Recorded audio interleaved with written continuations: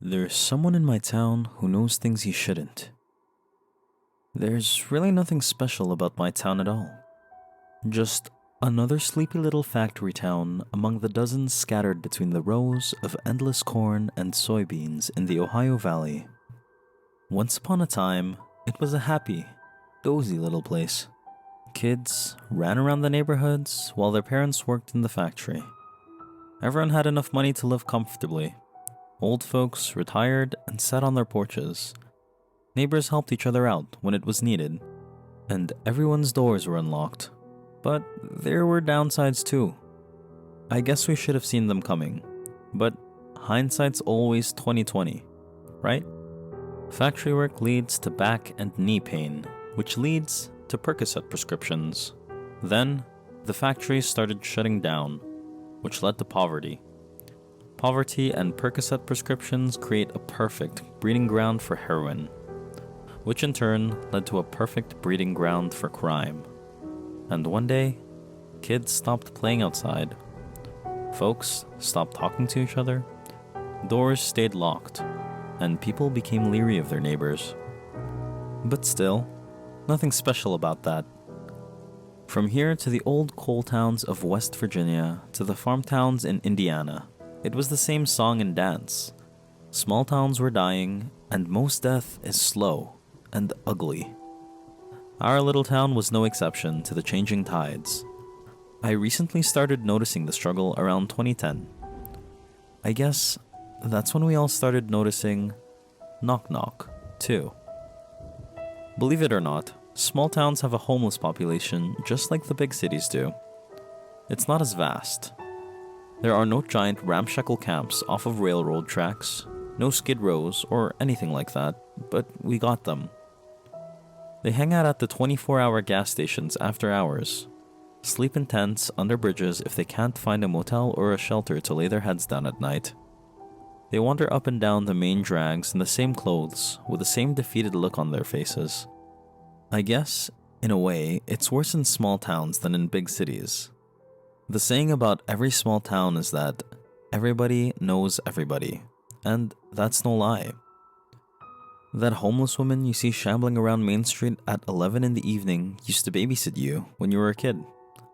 Her mom goes to your church. Her kids go to school with you. It really puts a whole new level of sad reality onto the forlorn faces of homeless people you see in these small towns. It's a sad thing to witness. For everyone except Knock Knock, of course. No one recognized him. No one knows who he is, where he came from, why he's homeless. Not even the other homeless folk. As a matter of fact, they actually tend to go out of their way to stay away from him. I guess everyone does now, but at first, we noticed it with them. If he was on one side of a street, they were quick to find their way to the other side of the street. They didn't talk to him or even look at him. Some of the younger, more volatile ones would even treat him with hostility. You'd see them pointing off in a different direction while shouting at him, while he just did that crazy little laugh he always did. He was one ugly fucking fish. No nice way to say that. Big guy with uncombed hair and a scraggly beard. He had two lazy eyes that kind of went off in opposite directions at all times, that seemed even more separated by that huge scar he had in the middle of his face, like the ones you'd see on the old lumberjacks that weren't careful with their chainsaws. He wore the same clothes every single day, which, I guess in retrospect, isn't too surprising. It was more of the outfit that he'd chosen to live in that constantly raised an eyebrow. He wore this huge trench coat, even in the summer. Torn jeans and these big ratty boots that seemed to accentuate the limp he had in his stride. Visible dirt was always on his face. I don't think he ever showered. Not even creek or fountain baths, both of which were more than possible. He just kind of chooses not to. I'd be a liar if I'd said his demeanor wasn't unsettling. But what was even more unsettling was that fucking laugh.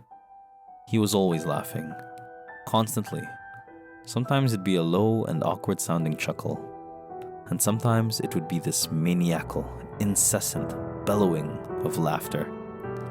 You'd be woken up at 3 in the morning to the sound of knock knock going down your street. laughing at the stars. No nice way to say it. Dude was as creepy as they get. Initially though, we had no idea just how creepy things would get.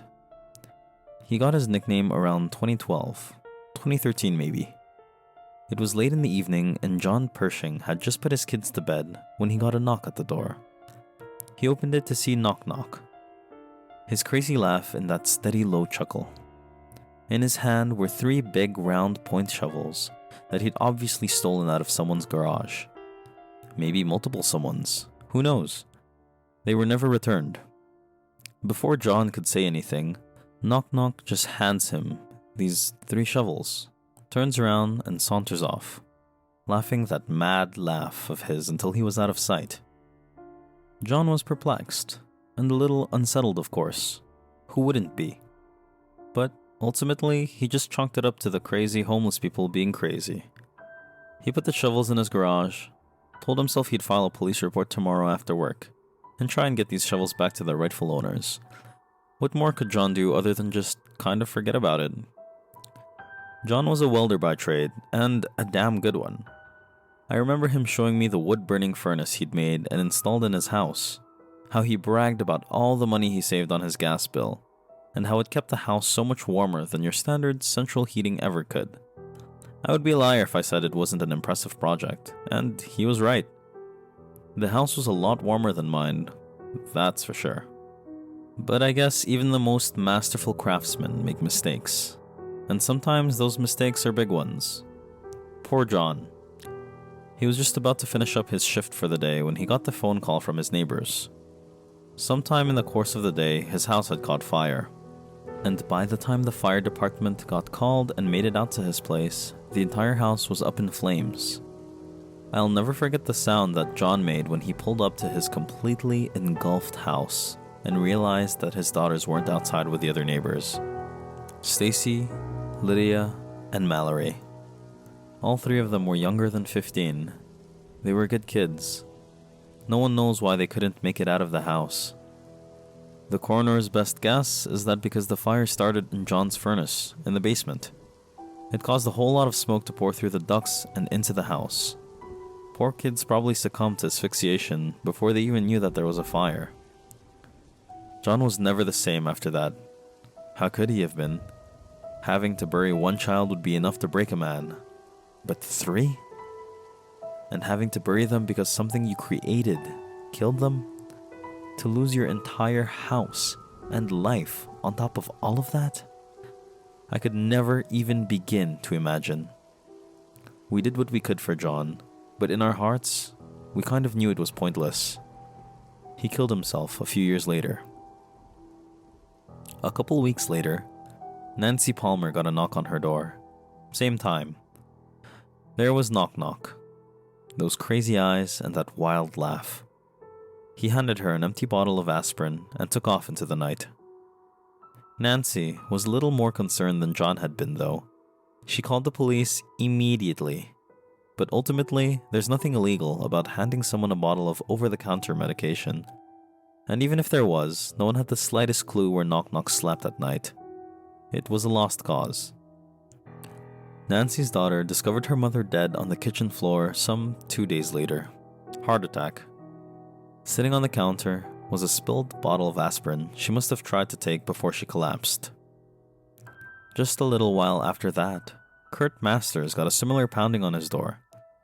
Knock Knock handed him a ragged life jacket he'd probably pulled out of some dumpster, laughing that laugh of his the whole time before leaving Kurt standing on his porch, completely unsettled and bewildered. It took the police a while to find Kurt after he went missing. It was ultimately a group of fishermen that found his body stuck in a pile of lilies in our local fishing pond. Best guess is that he slipped off of his boat and hit his head on some rocks in the fairly shallow waters and drowned. Small towns have ears, and small ears have small mouths.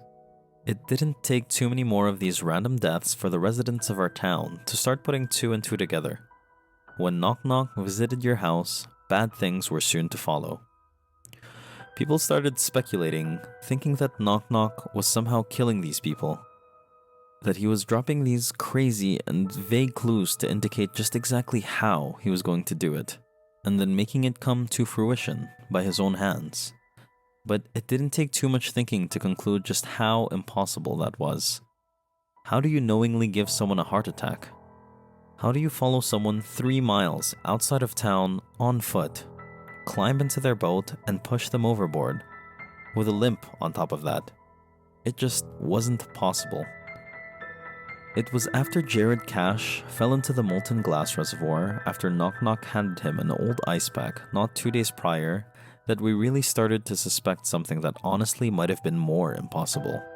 Somehow, some way, Knock Knock was predicting our futures, seeing our deaths, like some sort of fucked up, non-verbal harbinger. At first, we laughed that off. I mean, why wouldn't we? That's crazy. But then, Caitlin Althouse got hit and killed by a drunk driver after being gifted an empty bottle of Kamchatka. Tyler Flora was crushed by a tractor after receiving a toy Dollar Tree John Deere mower. Levi Riley was mauled by a stray dog while out hunting after Knock Knock handed him a dog collar.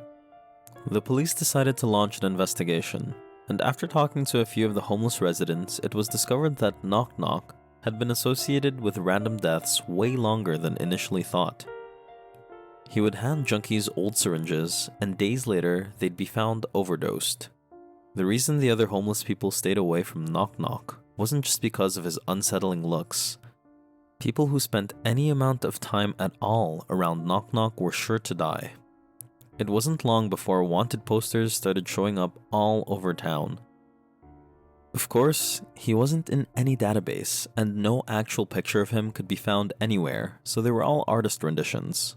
But still, I guess when you're so distinctly unsettling, it's hard to miss your features. The drawings were spot on. The police looked everywhere for Knock Knock. Nothing. Nothing at all. It's like he just appeared and disappeared whenever he brought these crazy omens with him. You'd think something would have caught him. An eyewitness report, CCTV catching him in dumpster diving for these horrible talismans, but it's like he just didn't exist until he did. The whole town stayed hidden. No one opened their doors for anything, especially after dark. It didn't matter though. He'd simply leave the object on the porch to be discovered in the morning. Everyone knew that was him, because they'd hear that incessant, endless laughter outside of their doors. It was last night when I got the knock on my door. I didn't answer it, of course. Who would be dumb enough to do that at this point?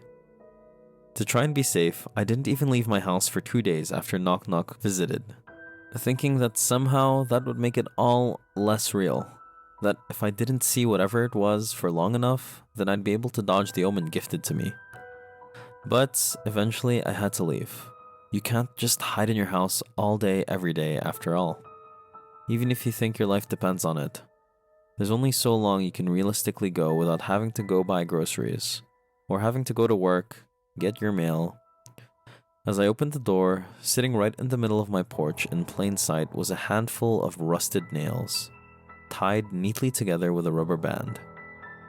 I don't know how, I don't know when, but no one, not a single person in my town has been able to escape Knock Knock's prophecies, no matter how careful they've been. As I'm sitting here telling this story, I can almost hear that wild laughter just outside my window, cackling at my pathetic attempts to dodge my inevitable future. Give me prayers, give me good thoughts, give me some kind of way out of this. I don't want to die, but I know a pattern when I see one, and when he knocks on your door, your days are short.